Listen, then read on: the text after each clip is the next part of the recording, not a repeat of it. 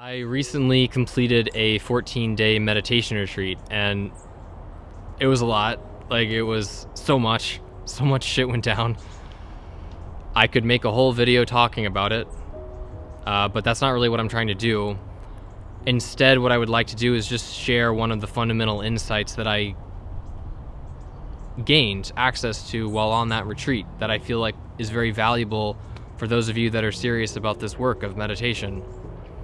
The insight is that there is no path or progress when it comes to meditation.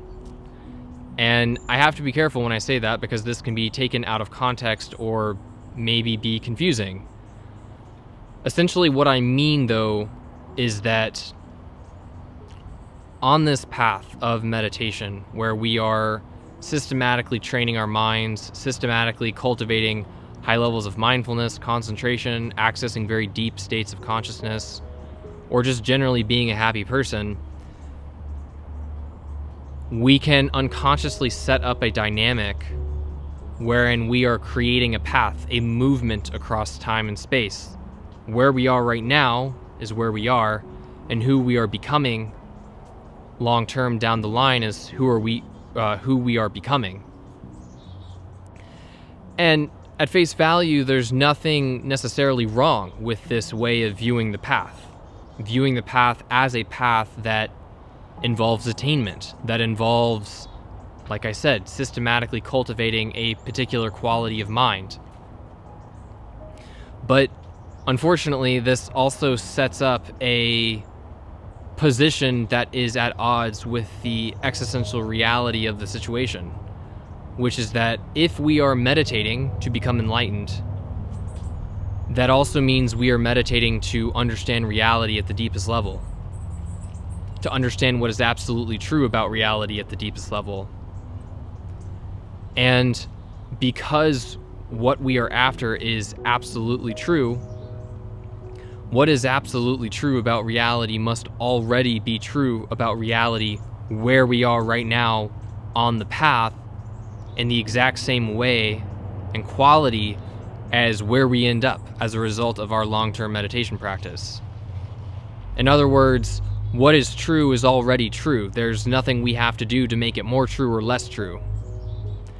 And so there's this weird paradox that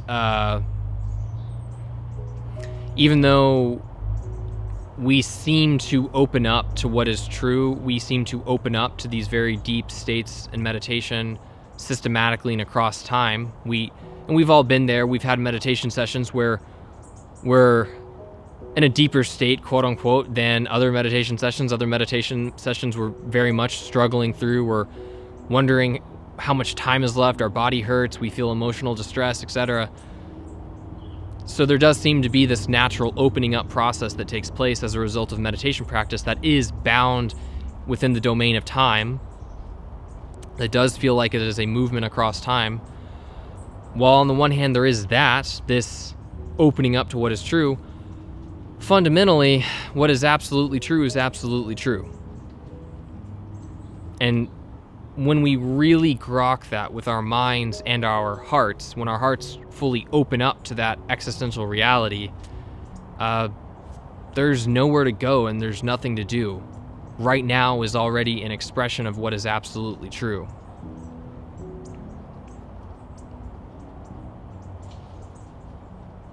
So this is a difficult paradox to hold, somehow that by meditating we are making progress, we are making improvements, but that somehow all of this effort, volition, intentionality, desire, these relative transformations of mind, that all of this is fundamentally not it. That what is true is already true. How do we hold these two competing positions? And there's no clear answer for this. The danger in really opening up to this reality is that some people will take this to mean that there's no reason to meditate, there's no reason to continue to work on ourselves, that spiritual practice is basically a way for the illusion of the false sense of self to propagate itself, that by committing to spiritual practice, that by committing to these disciplined contemplative practices, we are somehow reifying the sense of self and continuing to fabricate this illusion of being bound by time and space and selfhood and separation, identity, these sorts of ego mind structures, that by practicing, we're basically screwing ourselves over.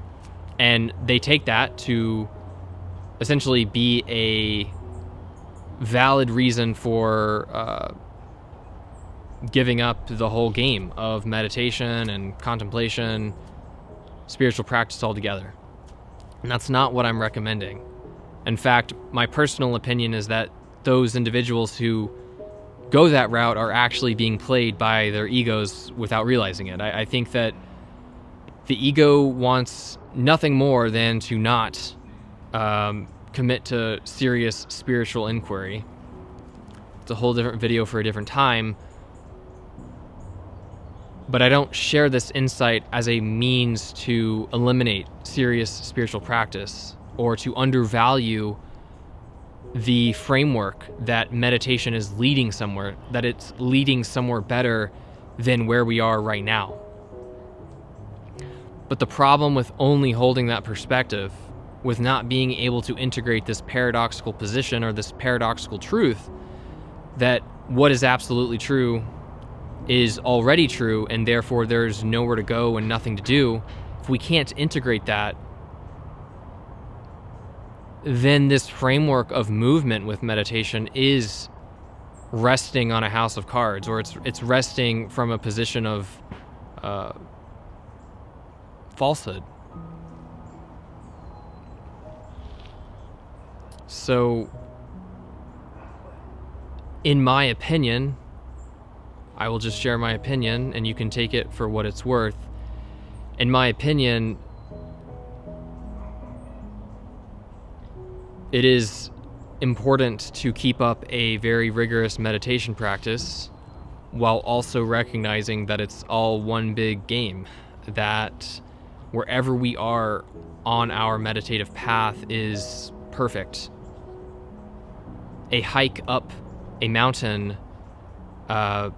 it's not about just getting to the peak of the mountain. The whole hike is necessary, and there's a beauty in traveling up the mountain.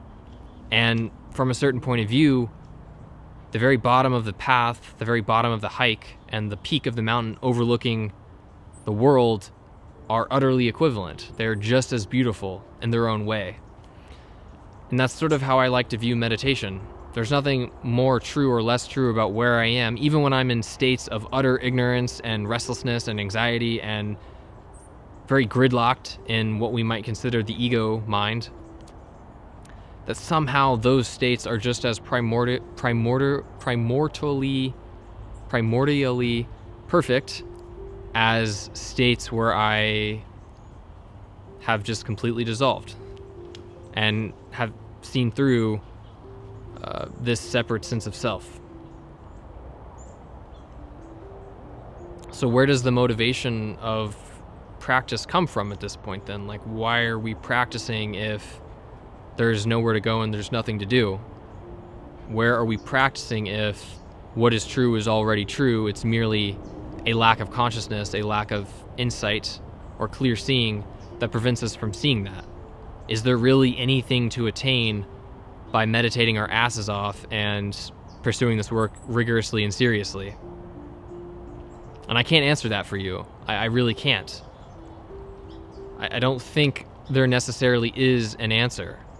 But it is important to wrestle with that question. It's almost like a Zen koan that each of us has to solve because it's so personal to our own journeys. But what I will say is that, again, for myself, I'm going to keep going. I think it would be a mistake to forsake the pursuit of rigorous meditation practice. I think it would be a mistake to use this absolute insight as a way to forego doing the work of rigorous meditation. And I think there's a lot of risk with misusing this insight, but I also think there's a lot of risk, perhaps even more risk, with not acknowledging this insight.